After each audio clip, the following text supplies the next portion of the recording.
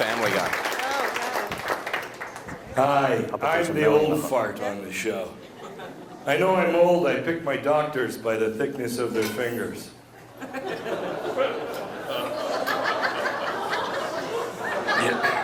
You still find embarrassing. I know I'm old. I look at kids today and just want to turn their frickin' hats the right way. And why do they wear underwear underneath a swimsuit? I have no idea. I know I'm old. I came here, I was listening to CBC. Why? Because I'm old. I like to learn something you know what I learned today when I was driving? Geese mate for life. Did you know that? Smart people, I didn't know that. It makes so much sense. Because usually I see two geese flying. The front one's got to be the male. They don't have junk. You can't tell. If they had junk, you go, there's the male, but it doesn't have that. And if it did have that, they wouldn't have faster moving air on the top, slower moving air, no Bernoulli's principle, no lift, and it wouldn't be able to fly, would it? You got that look you're giving me. Because the front one, it's got to be the male. Every time I see two flying, the front one's always... Aerodynamically, the second one's got to be the female. Got to be. Every time, the second one's always...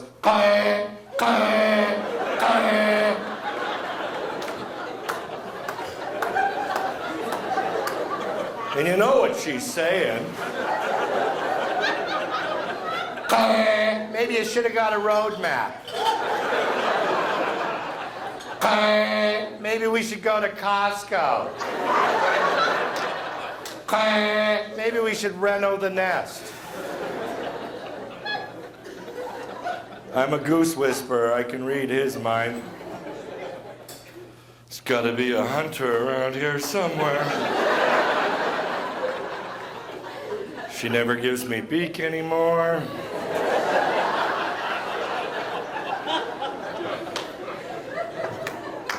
I'm just getting sick of the way they're protecting everything. We're protecting children too much, and it's all because of lawsuits. Some lady got a hot cup of coffee, spilt it on her crotch, burnt herself, sued, and won. Now we have cold coffee with a warning label. The first thing they're going to do, is seat belts on shopping carts. Oh, come on. My generation, we didn't even have seat belts on cars, did we? We jumped in the back seat, jumped around till we were tired, we slept in the back window. We're still here. If your kid falls out of a seat belt, out of the thing in the superstore, I don't want their genetic information passed on. Wasn't that the best part of shopping with your mother, was hanging from the outside of the cart? And when she went down the aisle that had the cereal, you went, I want Cocoa Puffs! I want Cocoa Puffs! And your mom said no, once. And you shut up, didn't you? Yeah, you remember the time you didn't shut up. She left the whole buggy full of groceries right there, bare bum spanked you through dairy. Put you in the car with the dog at 30 degrees. And police didn't break windows in those days. They just walked by and went, that kid deserves it.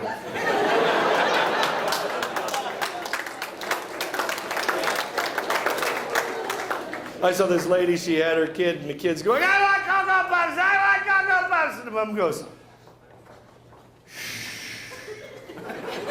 Inside voices. Probably what he's listening to. Cocoa Puffs, I want Cocoa Puffs. It won't go good with your Ritalin. I want Cocoa Puffs, I'll find a corner. No, lady, there is no corners, no timeout. That's what you do. Come on, yeah, just scare them a little bit. Just give them some respect. How many people in here had the rule that if you got in trouble at school, you got it 10 times worse than when you got home? Remember sitting in the principal's office and they phoned home and mom was home? Not like you young kids, you just ran home and got the answering machine and erased it. No.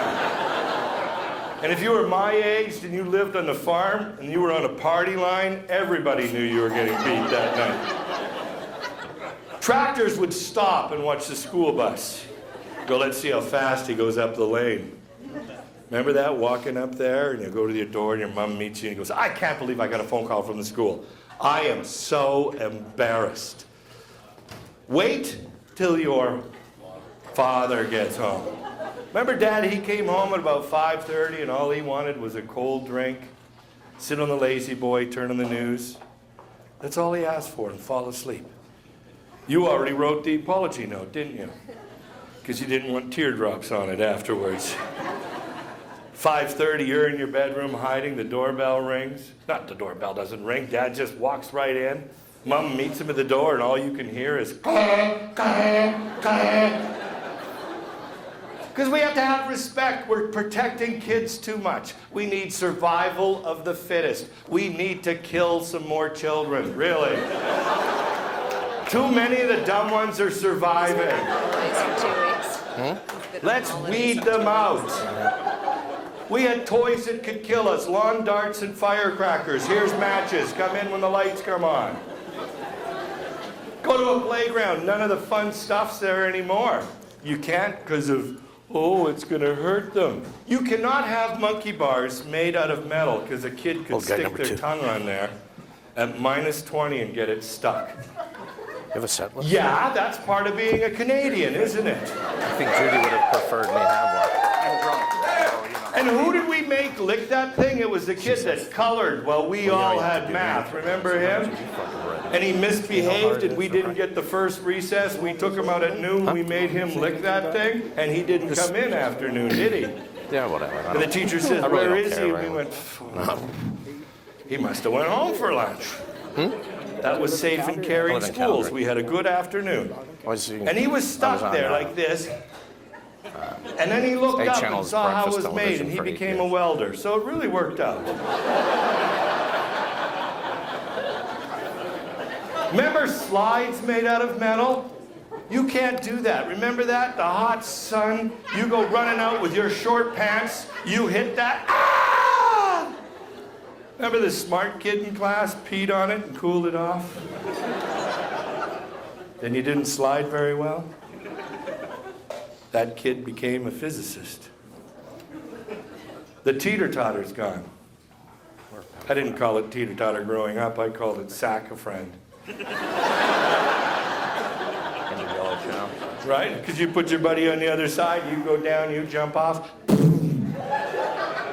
If he kept falling for it, we stopped the genetic information right there. The merry-go-round's gone. Every one of us broke our arm in the merry-go-round. Did we go the next day with lawyers and sue? No, we went the next day with our cast and we rode it proudly. Because how did we break our arms? 34 of our buddies spun us till we got dizzy and sick. And we fell off and our leg got caught in that metal thing. And they dragged us through the cigarette butts and the glass. Why was there cigarette butts and glass in our playground? Because that's where dads went to smoke and drink. Because if they did it at home, all they heard was, See, I get to see that. I get to see that. I'm a teacher by profession. I teach grade 1 through 12 in a country school. See, don't get worried, folks. Every one of you that sent the kid to grade 1, I know what you did the last 2 weeks of August. You retrained your child. You held them lovingly. You looked them in the eyes and said, whatever you do around the house, don't do at school. If it's itchy, don't scratch it. Don't pick your nose. You're representing our name. Now go. Now, kids in grade 1, so what are we doing today? And never send your daughter wearing a dress if this happens. This is the future Miss Canada I'm looking at. And you know what I love about grade 1s? They tell us everything. I had a kid in grade 1 go, Mr. V, I saw my mom and dad in the bathtub together last night. That's cute. That's what they tell us. But I'm in a country school, so I've taught that kid for 9 years now. For 9 years, I've had parent-teacher interviews. And they've sat across from me. You go to a parent-teacher interview and the teacher's got a grin on their face, your kid talked. They're visualizing the story. I don't care what it is. You wearing your wife's beige panties doing the hula. And they're so inquisitive at that age. Remember my daughter was in kindergarten. They were learning words.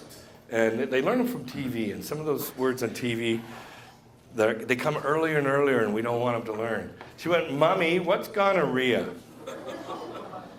Yeah, my wife went into protective mother mode. She said it's like a sore throat.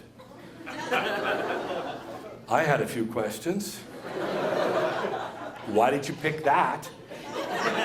I looked at my daughter and said, "It's not a sore throat, it's a bad disease." She went, "Oh, okay." Phew. Imagine if I wasn't there. She'd be in kindergarten going, "Mrs. Erga, I got gonorrhea." And my dad told me to suck on a fisherman's friend.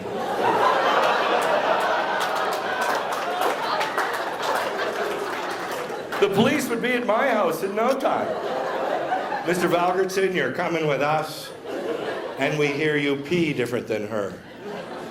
See, that's not dirty, right, gentlemen? If you've had children, there's no doors are closed. Door whips open. You're doing your business. The door will whip open. She sees that you do it different than she does. And she goes and tells all of her friends. That's why to you young people, have your children now while you're still in shape. Don't wait like I did. My daughter told all of her friends that I can pee out of my belly button. Shut up. Oh, yes, they're so inquisitive. Junior highs, those are the ones. Oh, junior high girls, what a species that is. Oh, yeah, boys. I don't know what you want. Have you ever noticed junior high girls lose their fingers? Here's a junior high girl telling you her day if she still speaks to you. Because they won't speak to you from grade 8 to grade 11 because you're an adult. I can do 10 in my head. They will speak to you again in grade 12 because they want a car for grad. So here's a grade 8 girl telling her day. So, like, I was waiting for the bus, and, the bus, came up and, stopped, and I, had to take, 2 steps over to, get on the bus, So, I, got on the bus, and, I, looked around, and I, had to sit beside Tit-Face Johnny, whatever. Oh, text.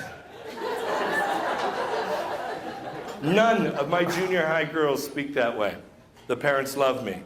They said, "How did you solve it?" It's easy. Tell the story back to them the way you spoke when you were in junior high. So if you're my age, it would be, "Just wait, man. Just wait, okay, man. Just wait, okay. Just wait, man, okay. So man, this bus comes rolling on up, man. And man, the wheels are going this way, and they look like they were going this way. So man, this bus stopped and went,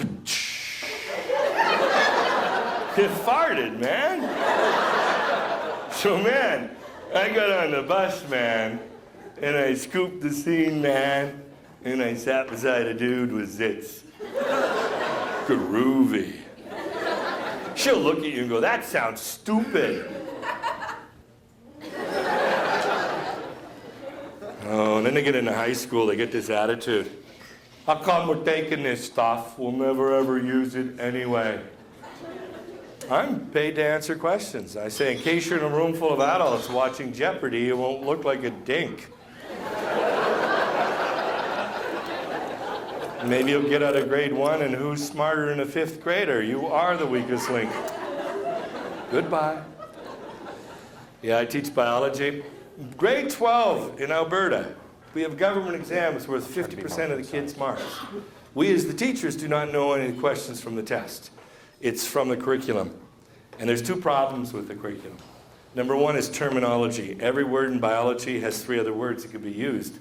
We don't know which one will be on the test, so we have to teach them all. Number 2, there's a reproduction unit. And there's one parent that's always really concerned. And I respect that. I get the curriculum out, I go, physiology, my job. Values, your job. That parent came 1 unit early. I couldn't figure out why. The day before, I started teaching digestion. The first stage of digestion is chewing. Scientifically, chewing is called Mastication. Yep.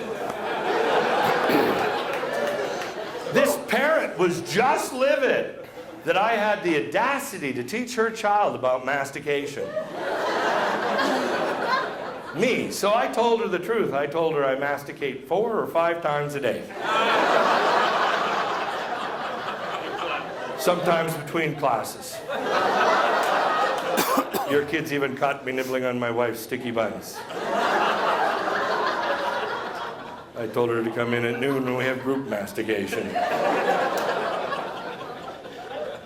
My favorite story was doing theater sports, improv comedy. I had a kid in grade 7 with a learning disability. It was called learning disability back then. Every 3 weeks we have a new political correct term for it. Now it's called bank employee. That's it. And oh, come on. So this kid was playing a game called Arms Expert. It's a simple fight. You walk up on stage, you ask the audience, what am I an expert on? The audience tells you. You make a speech about it, then answer questions from the floor. So he says, what am I an expert on? Somebody says, rubber gloves. So he makes a little speech about it, starts answering questions like, how can you feed baby animals with rubber gloves? How are rubber gloves made? One last question, the lady at the back. This lady asked, why do gynecologists wear rubber gloves? It was a school event. It was this quiet. Every parent's looking at me, and I'm hiding. So I told the kid, you got a learning disability, you're an expert, answer the question, even if you don't understand it. He said, good question, lady. Good question. A gun ecologist wears rubber gloves because he doesn't want to touch the trigger when he's cleaning the barrel. He graduated last year from med school. He's got narrow fingers. He works in town. Thank you very much. Have a great rest of your life. Stevie. Valgardson, everybody, keep going for it.